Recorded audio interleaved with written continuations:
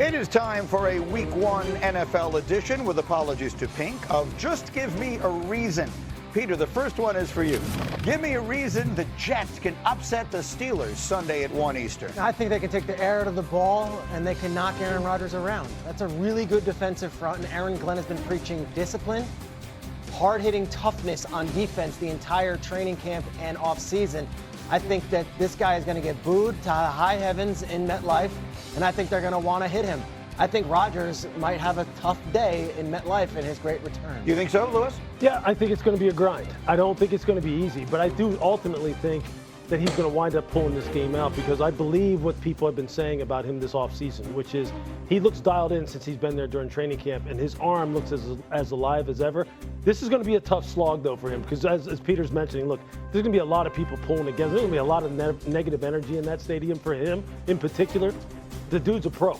And I think they have the better football team, and I think they'll find a way to pull this out. Kmart, what's the sense you're getting? You spend a lot of time around, particularly around the Jets. What is your sense of this one? Steelers, Jets, early spot Sunday.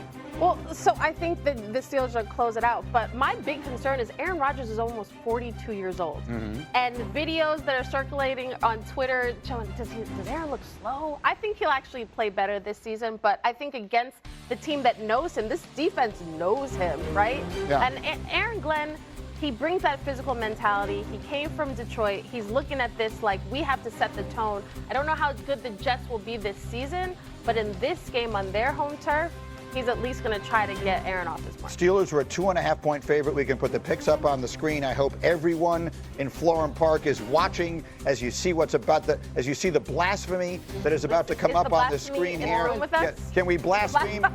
Wait a minute. What? We got populating them. Another clean sweep. By the way, the total is 38.5. That's a low number. People don't think either of these teams are going to be explosive offensively. Neat, give me a final word. Yeah, I mean, I think if the Jets are going to pull it off, it's going to be because Justin Fields has the ability to make incredibly big plays, game-changing plays with his legs. I know Aaron Glenn coached really well with a defense that was full of injuries last year, and there is a defense with some dudes on it. So that defense is going to be good, and you're going to need Fields to break some long runs to make big scores for the Jets. All right, let's continue. Just give me a reason. And let's actually stay with the New York teams. Dominique, a very interesting matchup in Week 1 in the NFC East is the Giants and Commanders. Give me a reason the Giants can pull off an upset in this game.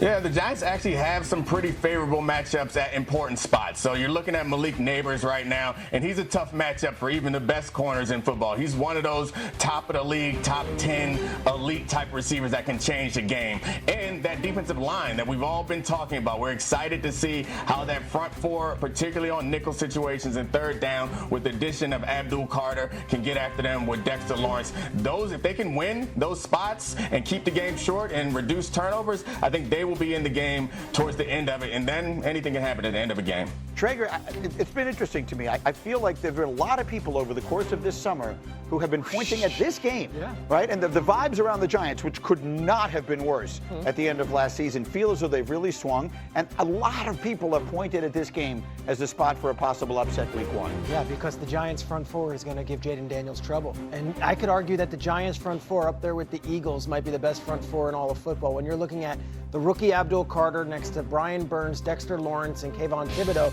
that is going to be a long afternoon for any quarterback. And Jayden, who we know is going to be able to use his legs and evade some of it, you can argue, yes, they got Laramie Tunsil and they drafted a player to play as well on the offensive line. Jayden's offensive line was not necessarily the Hogs of the Redskins of the 80s last year. So I think that he's going to be under pressure a lot. And the two times the Giants played the Commanders last year, the Giants almost came out with victory. So you could make the argument that the Giants are in a good position. I don't like them to win on the road in the home opener for a while. Commanders are, I have them -6.5. I have a total here at 45.5. How do you see it, Kmart? Listen, I think the Commanders will win, but I think in this game, the Giants have nothing to lose. Everybody's talking about how difficult their schedule is. This is a team that people might not, maybe the vibes seem, we all seem intrigued by the Giants, but this wasn't a team that we were expecting to do much this year. I think this defense, tied to Brian Daboll, like I think back to when he first got to the Giants and you just felt like in that locker room, he had them believing that they had all the horses they need in every game they went in expecting to win. I think they kind of got the old vibe back with these guys. I'm excited to see them play. As Lewis talks, you can put the picks up on the screen. Again, you're going to see a theme working here. We got another clean sweep. Yep, that's bad. Not That's good. a bad look. Not good. But look, I think in this game, here's the key for this game, right? Yeah. How do you slow down a tremendous pass rush, a tremendous front, especially when you're talking about the passing game? It can't just be like normal pass protection. Play action pass has to be a big thing for Jayden Daniels this year. His yards per dropback a year ago, Hembo, this shot me this. I saw this anecdotally by watching the tape last year. He supported it with this. Okay, he was a full yard below the league average in terms of yards per dropback off of play action last year. Now, of all the great things he did, that's an area where they can improve, which means, look, they've upgraded the running back room. It has to be a factor. Now, there's some times where you may feel as though you're just banging your head into a wall, averaging 2.5, 3 yards per carry. But it will pay dividends in the play-action pass game because we know Jayden can launch it deep. We know he's proficient second and third level throwing. So look for play-action pass to be a big part of this game. You know what else I want to see? How does Terry McLaurin look? Yeah. I mean, we all were saying they got to pay Terry. They got to pay Terry. Get him in practice. Well, now he's about to play. And how do they use Deebo Samuel? Remember, when you talk about upgrading the running back room, maybe he's a big part of that running game. They'll be fascinating to watch. There's one other thing I'm dying to show you here. Let me take another of our name-based puns. It's time for Is That Ridiculous? First up, if I said Cam Ward, week 1, #1 overall pick, is going to light up a very good Denver defense. Lewis, is that ridiculous? As much as I love Cam Ward, yeah, that's a little ridiculous. Vance Joseph has got the Denver Broncos defense humming right now. They can rush the passer. They got the best cover corner in the NFL. Cam is going to have a great season. He just is. Just let him have his growing pains. Let him crawl before he walks. Let him walk before he runs. But once he gets running, he will light some people up, but it's just not this week. All right, so we start with a younger quarterback. Let's go to an older one. If I said Matthew Stafford is going to throw 3 touchdown passes in the opener against Houston, is that ridiculous? Yeah, that's a little ridiculous. Look, the Houston Texans can rush the passer as well as anyone. They've got a bunch of dogs on that defense. We've been worrying about Matthew Stafford all preseason long as far as the status of his back. Has not played. Look, I think he's another guy. You're going to have to let him ease himself into it. He's right away stepping right into the fire going against the Houston Texans. 3 touchdowns, that's a little much. Yeah, I'll say that's ridiculous. Okay, fair enough. And then last one, Sunday night, Ravens and Bills.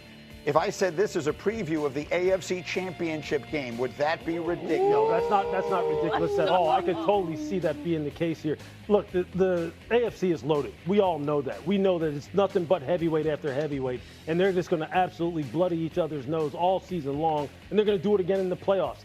This is, though, I think one of these games where I think this will be a little bit of a precursor to how we think the season is going to go, and I think for Baltimore, and we'll get into this later on, this is huge as opening games go. Don't do it later on. Yeah, let's do it now. I forgot it was on the rundown right now, so let's now. just do it right now then. Yeah. Absolutely. Why is this game so important to the Ravens? I think from a mental standpoint,